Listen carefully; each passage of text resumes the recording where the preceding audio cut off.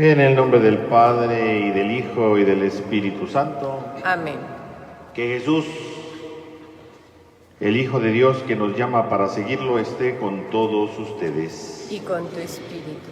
Hermanos, buenos días a todos. Buenos días, Padre. Sean bienvenidos a esta celebración en la que estamos celebrando el amor de Dios en nuestras vidas.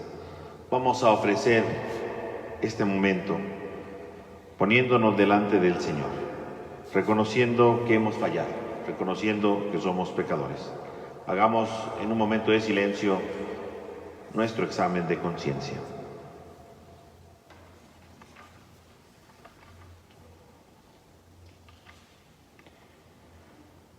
Yo confieso ante Dios Todopoderoso y ante ustedes, hermanos, que he pecado mucho de pensamiento, palabra, obra y omisión, por mi culpa, por mi grande culpa. Por eso ruego a Santa María, siempre Virgen, a los ángeles, a los santos y a ustedes, hermanos, que interceden por mí ante Dios nuestro Señor. Dios Todopoderoso tenga misericordia de nosotros, perdone nuestro pecado y nos lleve a la vida eterna. Amén.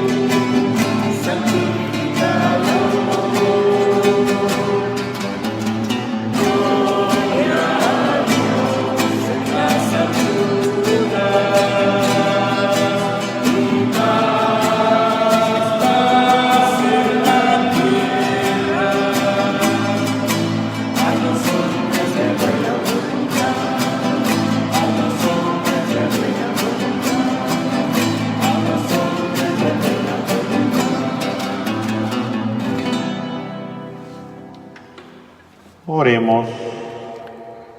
Señor Dios, fortaleza de los que en ti esperan.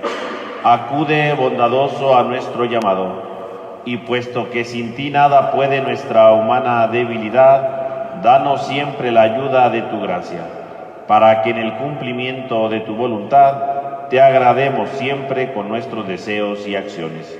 Por nuestro Señor Jesucristo, tu Hijo, que vive y reina contigo en la unidad del Espíritu Santo y es Dios, por los siglos de los siglos. Amén. Escuchemos con atención la palabra de Dios.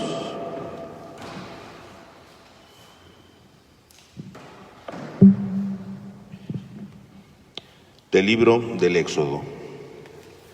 En aquellos días, el pueblo de Israel salió de Refidim, llegó al desierto de Sinaí y acampó frente al monte. Moisés subió al monte para hablar con Dios. El Señor lo llamó desde el monte y le dijo: Esto dirás a la casa de Jacob, esto anunciarás a los hijos de Israel. Ustedes han visto cómo castigué a los egipcios y de qué manera los he levantado a ustedes sobre alas de águila y los he traído hacia mí. Ahora bien, si escuchan mi voz y guardan mi alianza, serán mi especial tesoro entre todos los pueblos. Aunque toda la tierra es mía, ustedes serán para mí un reino de sacerdotes y una nación consagrada. Palabra de Dios. Te alabamos, Señor. El Señor es nuestro Dios y nosotros su pueblo. El Señor es nuestro Dios y nosotros su pueblo. Alabemos a Dios todos los hombres, sirvamos al Señor con alegría y con júbilo entremos en su templo. El Señor es nuestro Dios y nosotros su pueblo. Reconozcamos que el Señor es Dios, que Él fue quien nos hizo y somos suyos, que somos su pueblo y su rebaño.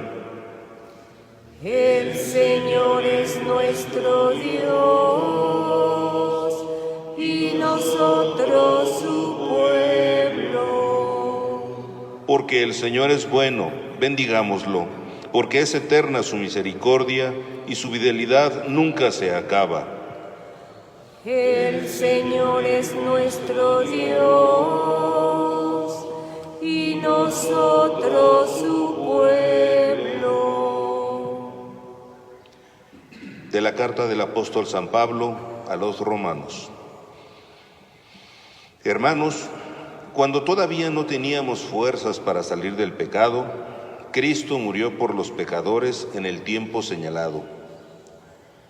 Difícilmente habrá alguien que quiera morir por un justo, aunque puede haber alguno que esté dispuesto a morir por una persona sumamente buena. Y la prueba de que Dios nos ama está en que Cristo murió por nosotros cuando aún éramos pecadores.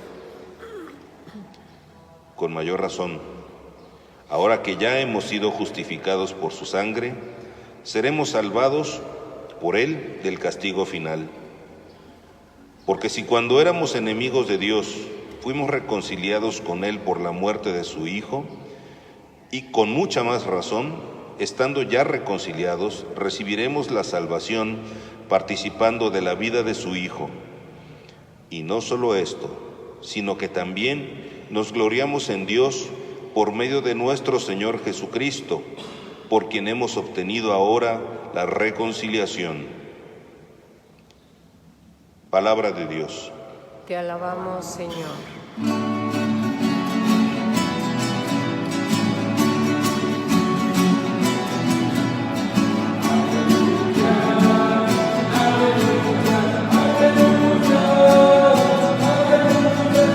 El reino de Dios ya está cerca, dice el Señor. Conviértanse y crean en el Evangelio.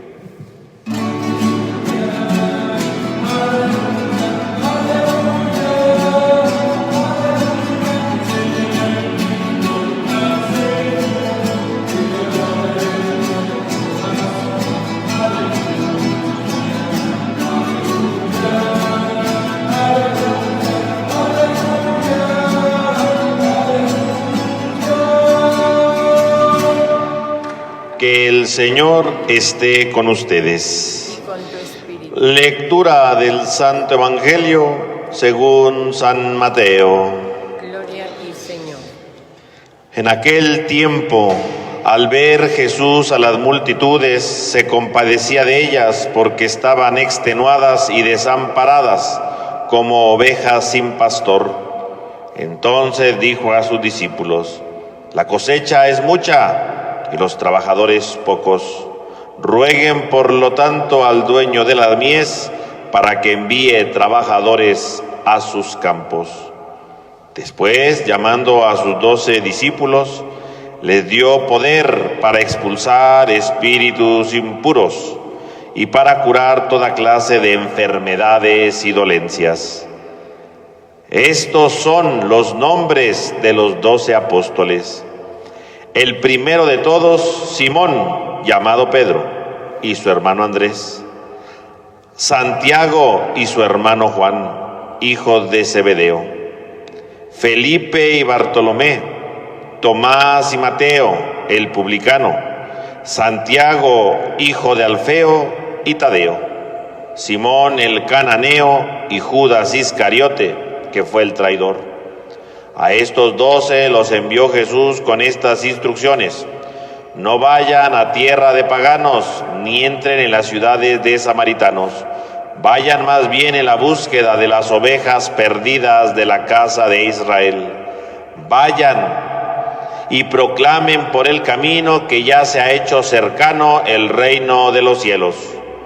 Curen a los leprosos y demás enfermos. Resuciten a los muertos y echen fuera a los demonios. Gratuitamente han recibido este poder, ejérzanlo pues gratuitamente. Palabra del Señor. Gloria a ti, Señor Jesús. Hermanos, retomamos ya los domingos el tiempo ordinario. Si bien el tiempo ordinario ya había comenzado hace 2 semanas, bueno, después de Pentecostés, propiamente en los domingos volvemos a restablecernos con el tiempo ordinario, que se caracteriza precisamente por el color verde como signo de la esperanza. Y de manera especial en las lecturas, porque vamos leyendo nosotros a partir de ahora, ¿verdad?, de manera semicontinua, el Evangelio de Mateo, que es el Evangelio que va acompañándonos en este tiempo ordinario. Y el día de hoy empezamos a ver el final del capítulo 9 y el inicio del 10. Recordemos que en el Evangelio de San Mateo tenemos 5 grandes discursos que nos recuerdan precisamente a Jesús como el nuevo legislador, como el nuevo Moisés, que viene a traer no una nueva ley, sino un nuevo modo de vida, una manera nueva de darle plenitud a esa ley. Y nos presenta entonces justamente estos discursos. El capítulo 10 presenta justamente el segundo gran discurso, que nos habla sobre el discurso para los discípulos, el discurso misionero, el discurso apostólico, todo lo que necesita alguien para poder ir a anunciar el reino. Y por lo tanto nos habla de esta realidad. Y encontramos entonces hoy, ¿verdad?, el inicio de este discurso. En primer lugar, hablándonos de la institución de los apóstoles.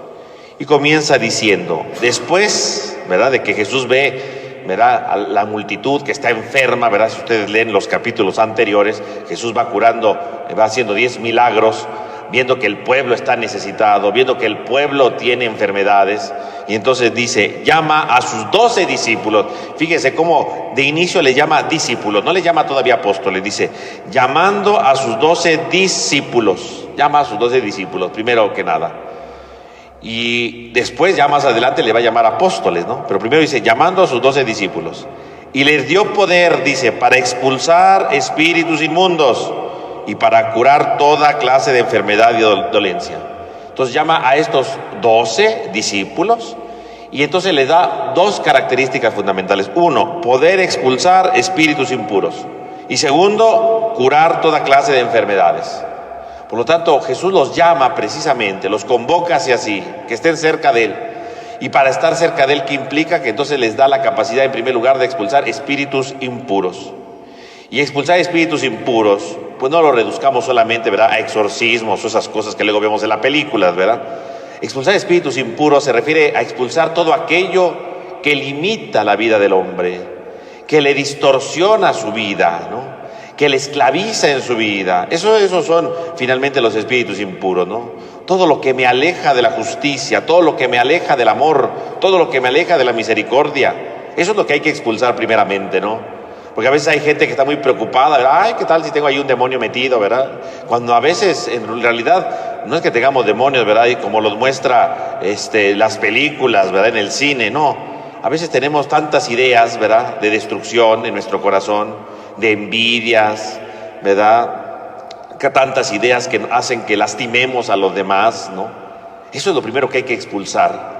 Lo primero que hay que hacer es tener poder para expulsar esos espíritus impuros, ¿no? Y la impureza es todo lo que me aleja del amor, ¿no?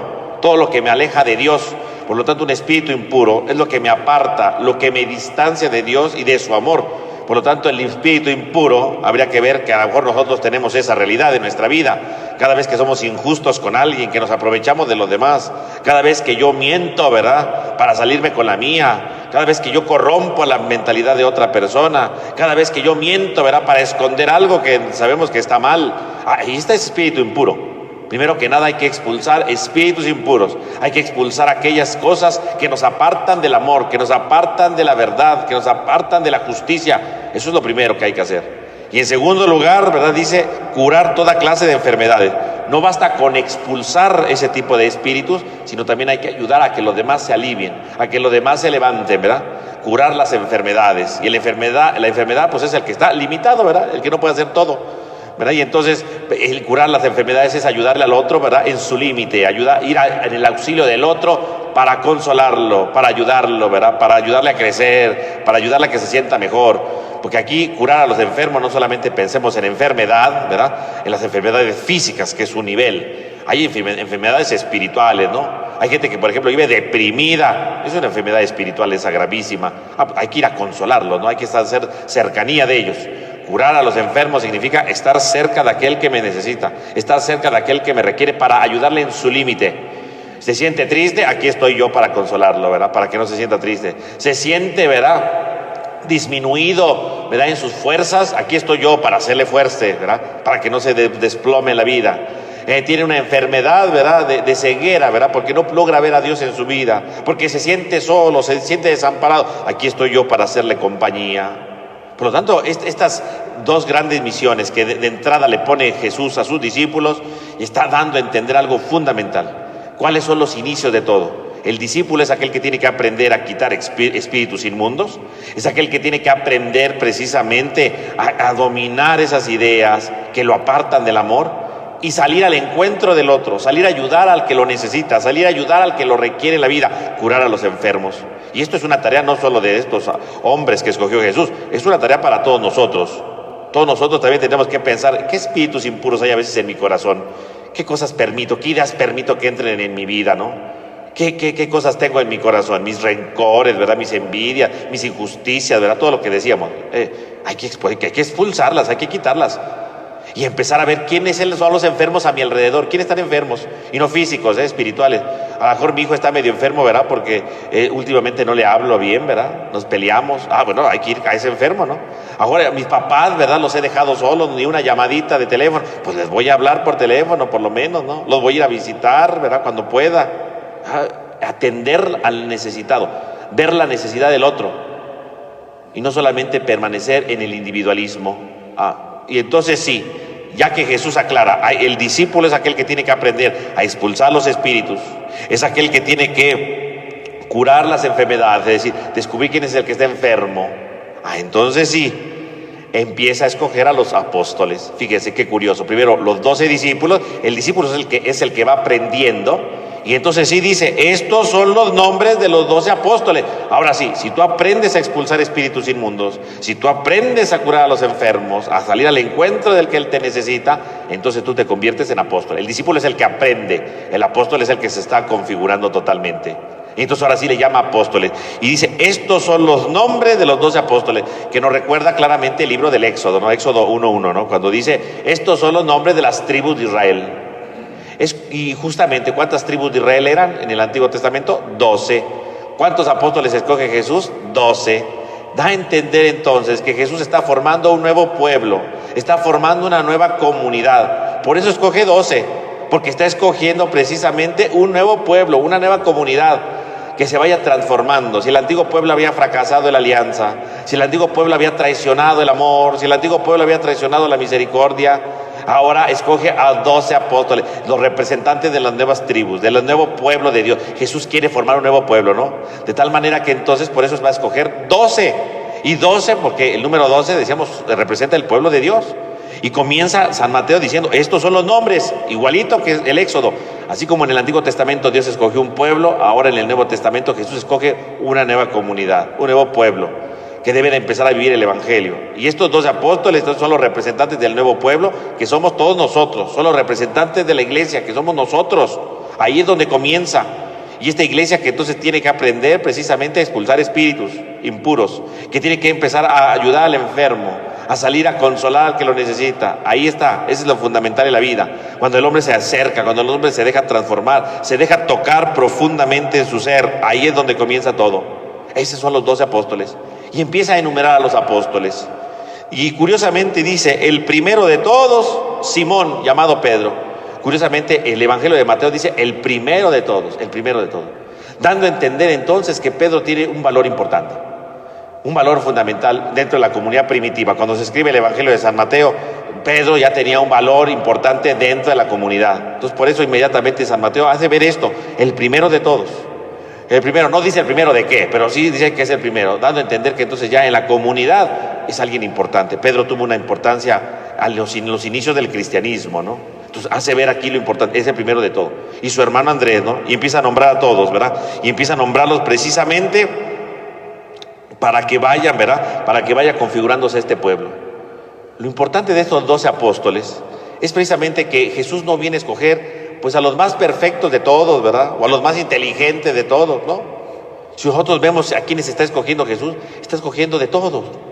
Porque Jesús lo importante es que los llama, no porque sean buenos, sino los está llamando precisamente para que se vayan configurando con Él, para que se vayan pareciendo a Él, para que se vayan asimilando a Él. No es que Jesús escoja a los mejores, a los más perfectos, a los más inteligentes, no. Jesús llama a todos, porque aunque tengan imperfecciones, aunque tengan límites, ellos se pueden perfeccionar. Lo importante es estar con Él, porque para eso los está llamando, para que estén con Él. Y entonces llama a Pedro y a Andrés, que ciertamente eran pescadores. Era un trabajo sencillo, no era un trabajo de ricos, ¿verdad? Son sencillos, no era gente de dinero, ¿no? Y luego dice que llama a Juan, ¿verdad? Y a Santiago, ¿verdad? Los hijos de Zebedeo, que según el mismo Evangelio, ¿verdad? Ellos sí tenían trabajadores, por lo tanto eran gente, ¿verdad? De un estilo de vida un poco más alta, ¿no? Pero no está llamando a todo. Llama a Mateo, ¿verdad? Que es el publicano, ¿verdad? Si ustedes leen un poquito antes, llamó a Mateo, que era un cobrador de impuestos, que a los ojos de los demás era un pecador, era de lo peor, ¿no? Y sin embargo Jesús lo llamó. No importa que fuera un pecador, no importa que a los ojos de los demás lo juzgaran y lo vieran como algo terrible, Él lo llama también, llamó a Mateo. Llama a Simón, dice, el cananeo. Y el cananeo aquí se refiere, ¿verdad? A un fanático, ¿verdad? A una especie como de guerrillero, ¿verdad? A ese guerrillero uno dirá, pero ¿para qué lo escoge Jesús, verdad? Es un guerrillero, anda ahí, ¿verdad? En las montañas, viendo a ver cómo puede hacer una sublevación, a ver si hace una guerra. A ese lo llama. Y luego termina diciendo, y llamó a Judas Iscariote, que fue el traidor. Llama a uno que se va a convertir en traidor, porque aquí no es traidor, todavía no es traidor, es traidor hasta el final, ¿no? Aquí no es traidor. El evangelista dice, este es el traidor, claro, pero en ese momento no. Y son 12 apóstoles, así están los 12. Judas está en los 12 en este momento, no está en los 12. No es que digamos Judas y los otros apóstoles, no, Judas es de los apóstoles, Judas es apóstol también. No está dividiéndolo, el texto no lo está dividiendo, son los 12 apóstoles.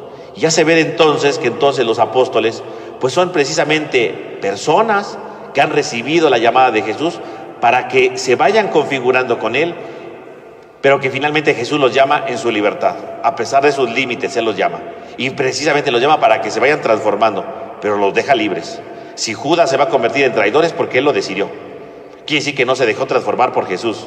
Quiere decir que a pesar de sus límites, de sus fallas, Él no quiso dejarse transformar por Jesús. Él no quiso. Por eso fue traidor. Pero Jesús no lo llamó para que fuera traidor. No, lo llamó porque esperaba mucho de Él también. como lo espera de los discípulos y como lo espera de nosotros, porque el Señor nos llama siempre, porque espera mucho de nosotros, no importa nuestras fallas. Si estos que tenían sus fallas los llamó Jesús, si uno de estos que lo traicionó lo llamó Jesús para que fuera su apóstol, vivió con él, convivió con él, a pesar de todo lo llamó. Mis hermanos, Dios nos llama a nosotros, y nos llama no porque seamos los mejores del mundo, nos llama no porque que somos los más inteligentes, ¿verdad? Qué bruto, el Señor se lució con lo mejor. No, nos llama porque a pesar de nuestras limitantes, a pesar de nuestras fallas, Él espera mucho de nosotros. En nosotros está, ¿verdad? Consiste en que nosotros realmente nos dejemos transformar por Jesús o no le demos la respuesta. Pedro, ¿verdad? Que era un testarudo, al final se transformó en un gran hombre. Mateo, que era un cobrador de impuestos, ¿verdad? Y que, bueno, lo criticaban y lo veían como un pecador, al final se transformó. Simón, ¿verdad? Que era una especie de guerrillero, pues finalmente fue un apóstol y finalmente cambió su mentalidad. Jesús logró cambiar con el paso del tiempo su mentalidad. Judas no se dejó transformar y traicionó. Mis hermanos, todos tenemos fallas, todos tenemos límites. Nadie puede decir, es que yo soy imperfecto, es que Dios no me puede llamar. Jesús nos llama a todos. El Señor nos llama a todos, no hace discriminación de nadie, Él nos llama a todos. Y nos llama a todos porque sabe que todos somos capaces de cambiar. Es que yo soy muy torpe, no importa, el Señor me llama. Es que yo me enojo mucho, no importa, el Señor te llama. Es que yo luego soy medio interesado, no importa, el Señor te llama. Lo importante no es cómo seamos, sino que descubramos que el Señor nos ama y nos llama continuamente. Y nos llama precisamente porque nosotros podemos transformar nuestra vida, porque nosotros podemos transformar nuestro corazón a la imitación de Él. La pregunta entonces de este día sería si uno, he sentido este llamado de Jesús, ¿verdad? Para estar cerca de Él, para dejarme transformar por Él, para dejarme animar por Él, para empezar a expulsar mis espíritus impuros, para ayudar a aquellos que me necesitan, aquellos que requieren de mi cercanía, de mi amor, de mis palabras, de mis consejos. Si soy capaz de configurarme con Él, o si simplemente no he sentido este llamado, no me interesa su llamado, o peor aún, no quiero dejarme transformar por su llamado y ser como Judas y traicionar el amor, ¿verdad? Y traicionar la confianza y traicionar la verdad y traicionar todo lo que me rodea, porque Judas traicionó a Jesús, pero cuando yo traiciono a una persona soy como Judas, ¿no? Cuando yo defraudo a alguien soy como Judas, cuando yo miento a alguien soy como Judas porque traiciono la verdad. Cuando yo engaño a alguien, ¿verdad? Para verle la cara, soy como Judas porque traiciono. No veamos a Judas como el que traicionó a Jesús porque lo entregó nada más a la cruz, no. Judas representa entonces a todo aquel discípulo que aunque fue llamado por Jesús, que aunque fue convocado por Él, no se dejó tocar por Él, no se dejó transformar por Él, no se dejó animar por Él, y prefirió traicionar el amor, prefirió traicionar la justicia, prefirió traicionar todo para quedarse con su espíritu impuro, para quedarse con su egoísmo, pero no se dejó transformar. Pues que el Señor nos ayude a que en este domingo, en el que contemplamos este llamado, a dejarnos transformar por Él, a dejarnos renovar por Él, y a reconocer que aunque tengamos nuestros límites, aunque tengamos nuestras fallas, Él nos llama para ser mejores cada día. Que así sea. Así sea.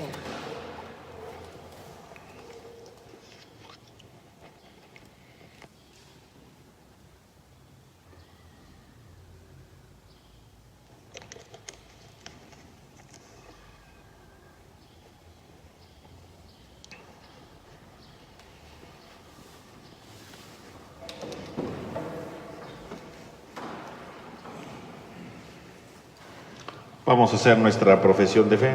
Creo en un solo Dios, Padre Todopoderoso, Creador del cielo y de la tierra, de todo lo visible y lo invisible. Creo en un solo Señor Jesucristo, Hijo único de Dios, nacido del Padre antes de todos los siglos, Dios de Dios, luz de luz, Dios verdadero de Dios verdadero, engendrado, no creado, de la misma naturaleza del Padre, por quien todo fue hecho, que por nosotros los hombres y por nuestra salvación bajó del cielo, y por obra del Espíritu Santo se encarnó de María la Virgen y se hizo hombre, y por nuestra causa fue crucificado en tiempos de Poncio Pilato, padeció y fue sepultado, y resucitó al tercer día según las Escrituras y subió al cielo, y está sentado a la derecha del Padre, y de nuevo vendrá con gloria para juzgar a vivos y muertos, y su reino no tendrá fin. Creo en el Espíritu Santo, Señor y dador de vida, que procede del Padre y del Hijo, que con el Padre y el Hijo recibe una misma adoración y gloria, y que habló por los profetas. Creo en la Iglesia que es una, santa, católica y apostólica. Confieso que hay un solo bautismo para el perdón de los pecados. Espero la resurrección de los muertos y la vida del mundo futuro. Amén. Hermanos, oremos al Señor, que concede lo que está escondido a nuestros ojos y sabe cuáles son las verdaderas necesidades de los hombres. Por ello, digamos a cada petición: escúchanos, Señor. Escúchanos, Señor. Oremos por la Santa Iglesia, para que Dios, nuestro Señor, aumente el número de sus fieles, aleje de ella toda división y escuche las plegarias que le dirigen todos los cristianos del mundo. Oremos al Señor. Escúchanos, Señor. Oremos al Señor, oremos a nuestro Señor por los gobernantes de nuestra patria y de todos los pueblos, para que Dios les dé sabiduría y fuerza para gobernar y dirigir con paz y justicia el pueblo que tiene encomendado. Oremos al Señor. Escúchanos, Señor.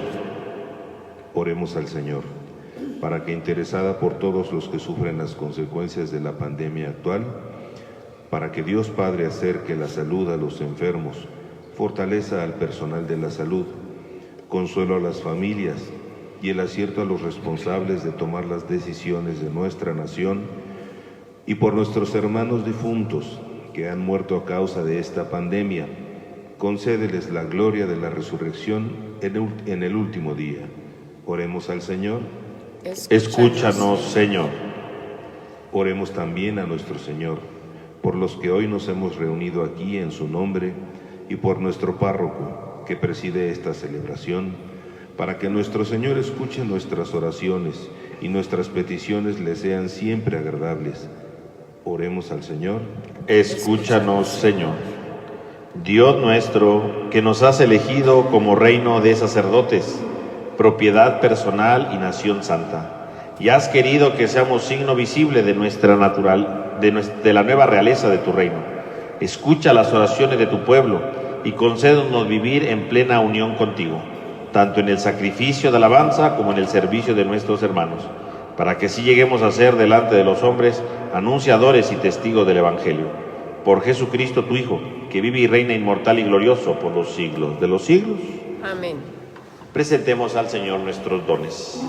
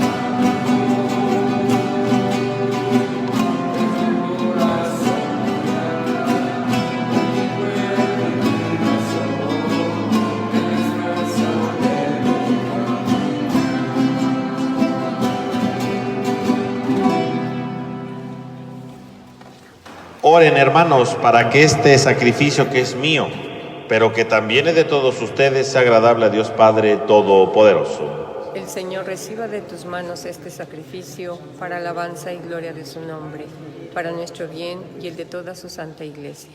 Tú que con este pan y este vino que te presentamos das al género humano el alimento que lo sostiene y el sacramento que lo renueva. Concédenos, Señor, que nunca nos falte esta ayuda para el cuerpo y el alma. Por Jesucristo nuestro Señor. Amén. Que el Señor esté con ustedes. Y con tu espíritu. Levantemos el corazón. Lo tenemos levantado hacia el Señor. Demos gracias al Señor nuestro Dios. Es justo y necesario.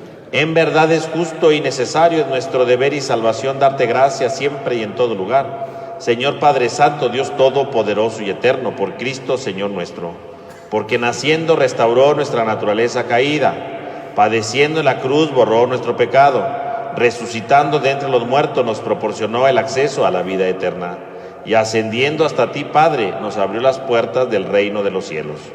Por eso, unido a la multitud de los ángeles y de los santos, te aclamamos llenos de alegría, cantando. La voz.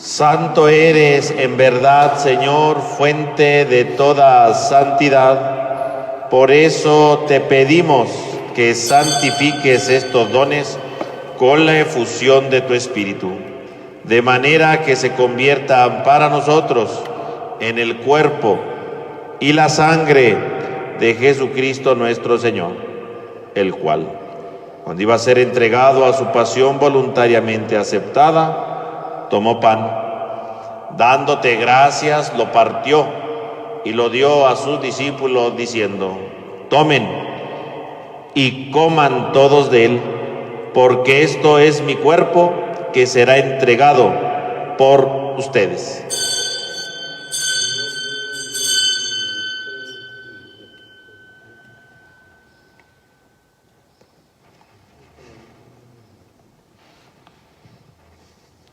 Del mismo modo, acabada la cena, tomó el cáliz, dándote gracias de nuevo, lo pasó y lo dio a sus discípulos diciendo: tomen y beban todos de él, porque este es el cáliz de mi sangre, sangre de la alianza nueva y eterna, que será derramada por ustedes y por muchos para el perdón de los pecados. Hagan esto en conmemoración mía.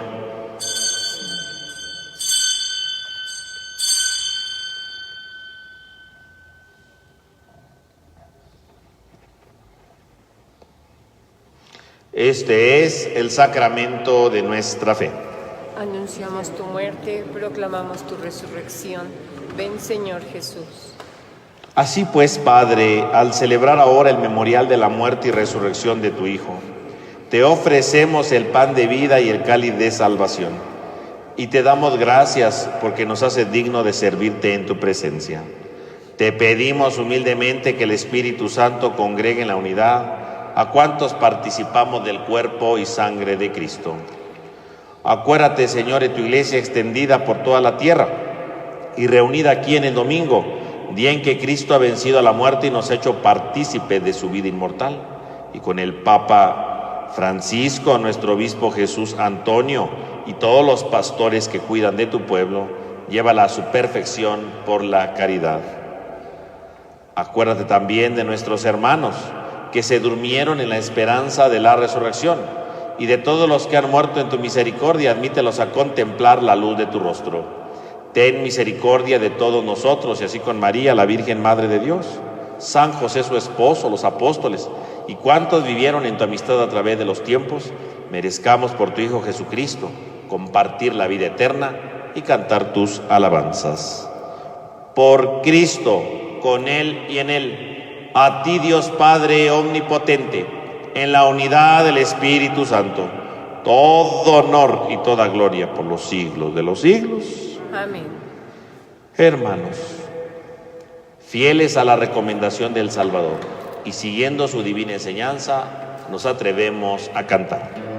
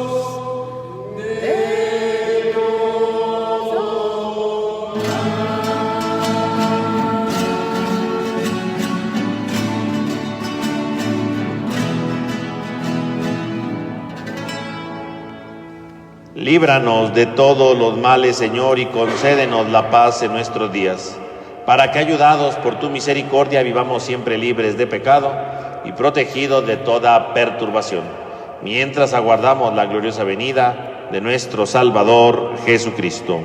Tuyo es el reino, tuyo el poder y la gloria por siempre, Señor. Señor Jesucristo, que dijiste a tus apóstoles, la paz les dejo, mi paz les doy. No tengas en cuenta nuestro pecado, sino la fe de tu Iglesia. Y conforme a tu palabra, concédenos la paz y la unidad. Tú que vives y reinas por los siglos de los siglos. Amén. Que la paz del Señor esté con todos ustedes. Y con tu espíritu.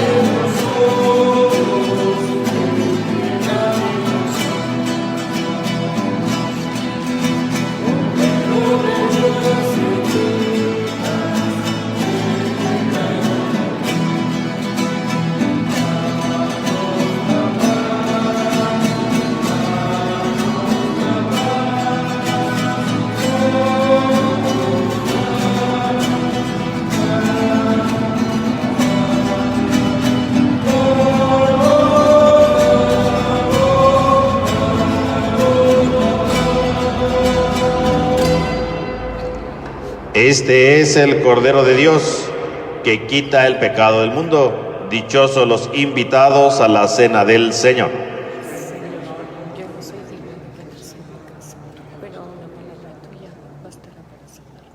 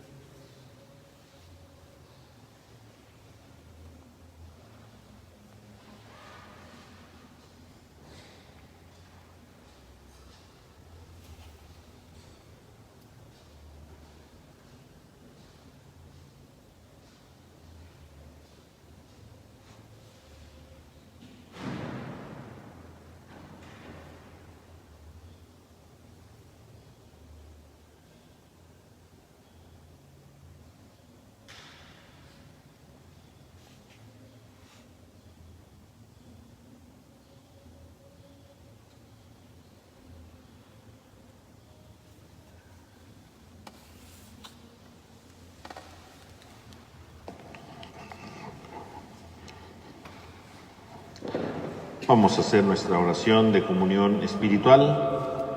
Creo, Señor mío, que estás realmente presente en el Santísimo Sacramento del altar. Te amo sobre todas las cosas y deseo ardientemente recibirte dentro de mi alma. Pero no pudiendo hacerlo ahora sacramentalmente, ven al menos espiritualmente a mi corazón, como si ya te hubiese recibido. Me abrazo y me uno todo a ti. Oh Señor, no permitas que me separe de ti. Amén. Oremos. Señor, que esta santa comunión que acabamos de recibir, así como significa la unión de los fieles en ti, así también lleve a efecto la unidad de tu iglesia. Por Jesucristo nuestro Señor. Amén. Que el Señor esté con ustedes. Y con tu espíritu. Y la bendición de Dios Todopoderoso, del Padre, del Hijo y del Espíritu Santo, descienda sobre todos ustedes. Amén. Hermanos, podemos ir en paz. Demos gracias a Dios. Les recuerdo que este próximo viernes pues es la fiesta del Sagrado Corazón de Jesús, ¿verdad? Y como siempre, bueno, vamos a transmitir la misa. Que tengan todos ustedes un buen domingo, una semana llena de la presencia de Dios. Gracias.